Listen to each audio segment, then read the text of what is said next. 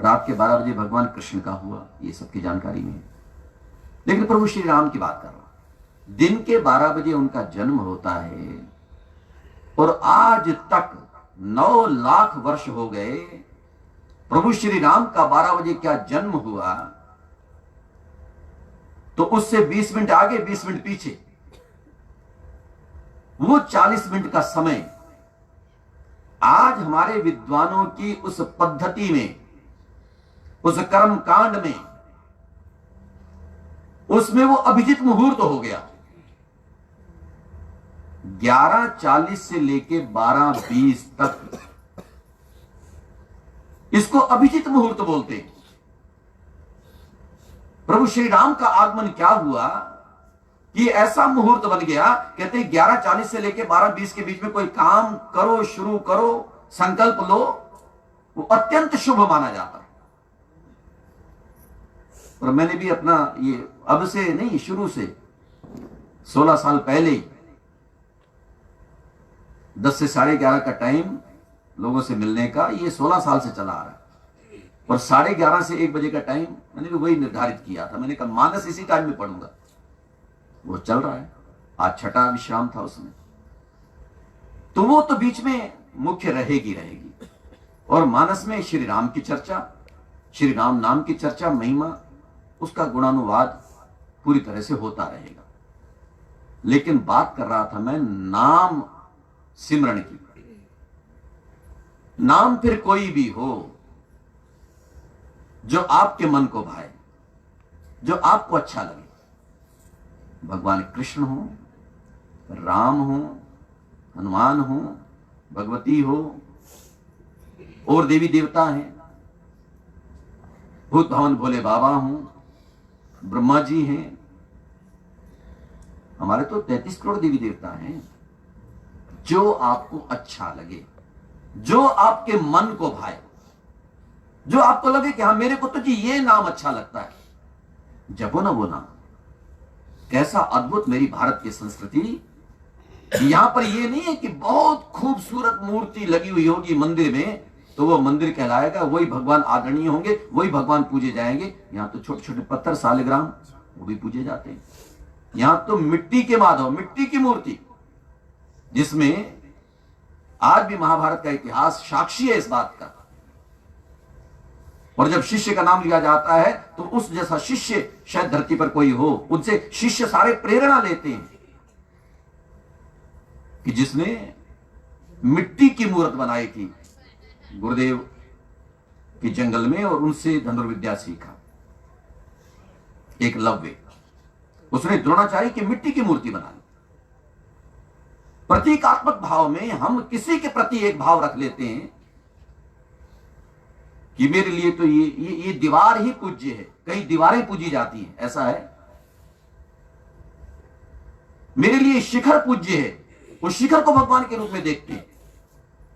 मेरे लिए गंगा की धारा मां भगवती है, ये यमुना की धारा, सरस्वती की धारा, उसके प्रति हमारा आदर और सम्मान है।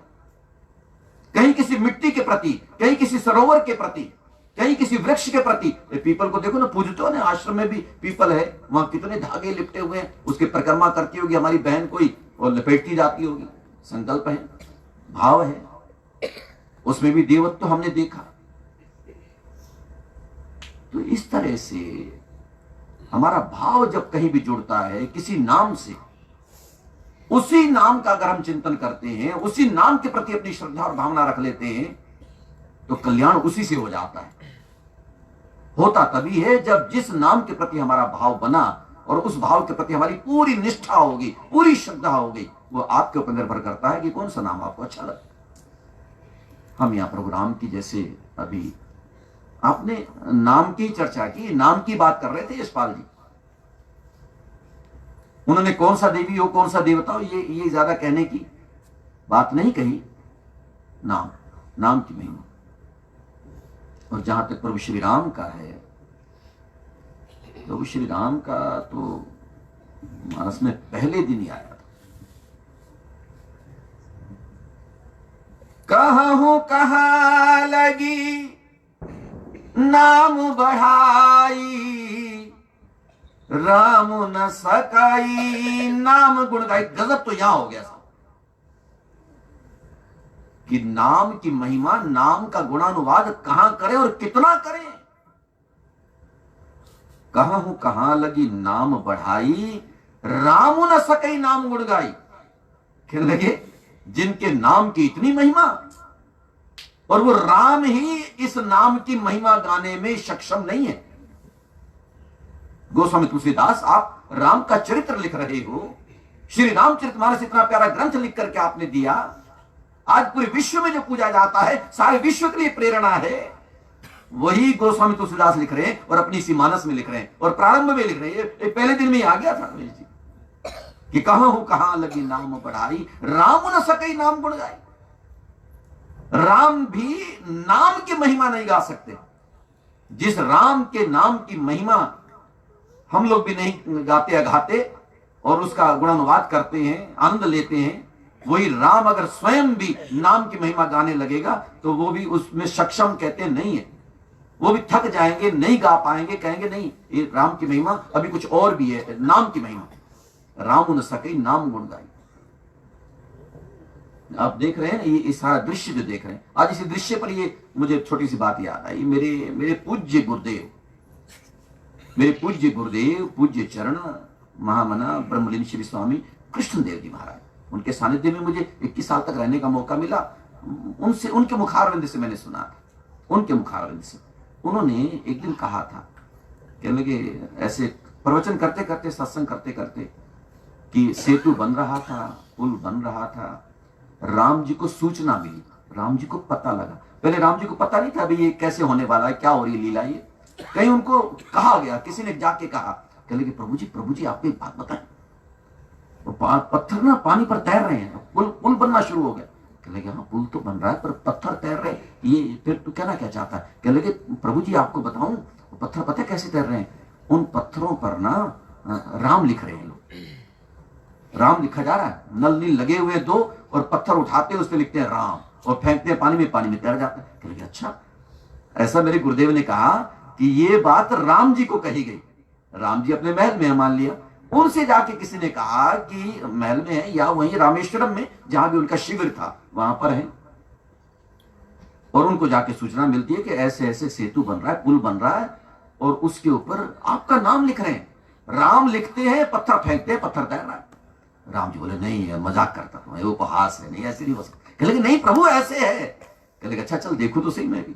राम जी आए, उन्होंने देखा, ये खड़े ना देखो राम जी आए साहब, उन्होंने देखा, कहने लगे हाँ यार वो तो गजब गया, ये क्या हो रहा है,